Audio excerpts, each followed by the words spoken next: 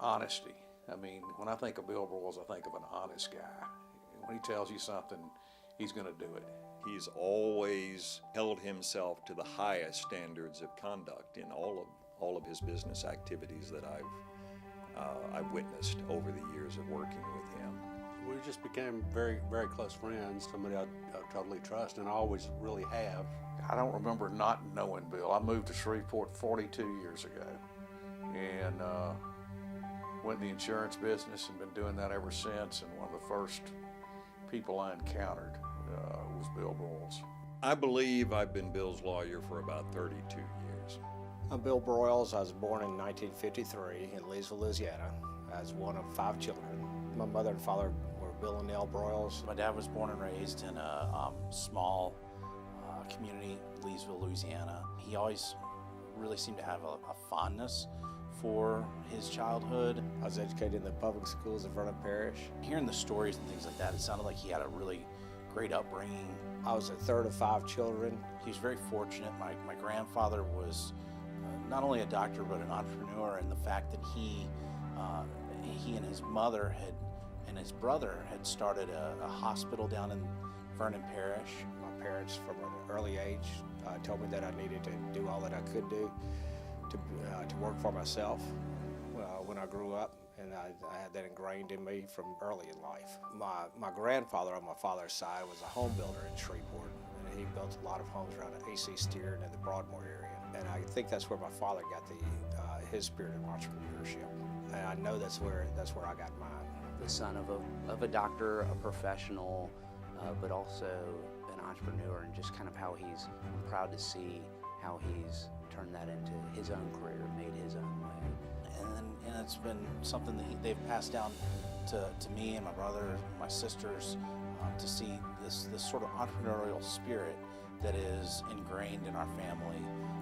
And that's something certainly is a blessing for us to get to experience and learn from. After college, I ended up going to work at a sporting goods store in Baton Rouge. And then I went to work for my father at a hotel that he had. It was across the street from Hodges Gardens, known as Toro Hills, and I worked in that. And then after a couple of years doing that, I was a landman in North Louisiana, over around Bienville Parish for about 2 years. He's never had a deal where people lost money. Now I know he's had deals that people were in that he's lost money, but he has not let anyone else lose money. The first deal that I put together was on a small shopping center, and I went to my uncle to borrow some money for that, and he loaned me some money, but he said the only way that he's going to loan me money is if I paid it back within 6 months. And so to do that, I had to go out and get other investors, and Jack Farrell was one of my first investors that I got. It worked out great for both of us. I ended up paying my uncle back, and we kept that asset and still have the asset. The important things I see in Bill's life are his family. His family's the most important thing in his life, no question. At 26, Nancy and I got married, and we started a family. We were blessed with 4 children.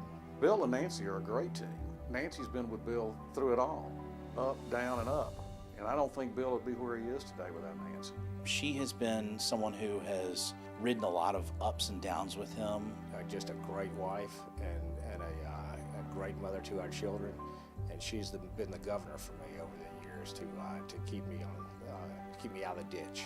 Just as much as he deserves any award for his business acumen or his accomplishments, the truth is, like, he really had someone great behind him, building him up, cheering him on. I have seen that consistently over the years since I've known Bill. His wife has never called during any meeting that Bill didn't stop and answer the phone. Nor did any conversation with his wife end with anything other than a declaration of his love for her. And I witnessed that time and time again. Bill's relationship with his dad was the closest of any father-son relationship I've ever witnessed, of people of any age. What's important to my father is his loyalty to family and loyalty to friends. I've watched him over the years really just overextend himself on behalf of family members. In 1991, one of our big life events for our family was when I had a heart attack. It was a tough time though when he had his heart attack. I remember being really scared, not knowing whether or not life was going to change. So I was in first grade when my father had a heart attack. What I remember being told is that he was sick. I remember going to the hospital. I remember seeing his the IVs and the needles and just being around the hospital at the time. The day that he got out of the hospital, he ended up coming to see us at school and pick us up, and he could barely walk. He was really weak, and it was just one of those things. I don't think I've ever given him a bigger hug than that day. Obviously, his accomplishments in the business world speak for themselves. Using his talents and his gifts to grow a business and grow several businesses, also to help give back to the community. Right now, I look at myself, and I'm in the fourth quarter of my life. Thinking less about business and more about what is important to me with my faith and how I progress through these latter years. My intention is not to take my faith to the grave. My business life has served a function of helping to serve others, which I think is a greater calling. I think as he's grown older, he definitely sees more of his need to contribute back to the community. One of the good things that we did for the community of Shreveport was when I and about 4 or 5 other guys banded together to build a new BHP YMCA. That has been a good asset for the city. It's raised quality of life in this city, and I think it'll continue to be a good asset as we get on down the road. Years from now, we can look back on it and say, boy, I was glad I was a part of that.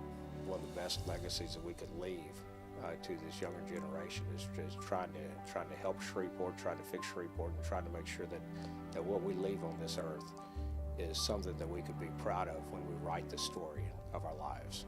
We were able to get that education by virtue of him being our father, but I think it's great that he thinks that is important for others to experience, and so his support of junior achievement is really great in that regard to help others. I think that junior achievement does that with the financial literacy that it teaches in these kids in school, that they don't get through the normal curriculum in school.